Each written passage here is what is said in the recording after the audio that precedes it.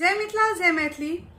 तो एहिबेर जितिया 24 तारीख के अछि, अहाँ सबके पते हैत। लेकिन एहिबेर का जितिया खरजितिया लागि रहल अछि, जे कि मंगल और शनि के जो जितिया पड़ैत अछि तऽ खरजितिया तो ओहिमे ठानल जाइत अछि। तऽ जे सब इच्छुक छी ओ सब ठानि सकैत छी। ओना जितिया हमहूँ नहीं करै छी और एहिबेर करबो नहीं करब, कियाकि हम तो अपन दादी सबके देखे छलिए तो सब तो नीक से करे, लेकिन आबक जनरेशन के देखे छिए तो सब बेहोश भ जाए छे। तो ओ डरे हमरा तो करे के नहीं होइया, एखन नहीं करब।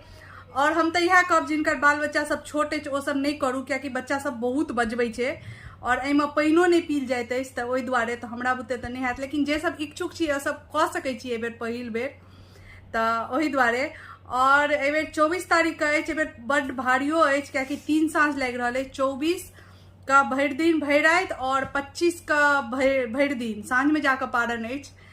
तो चलू जे सब एहिबेर ठानै छी ओ सब जरूर बतायब कमेंट्स में।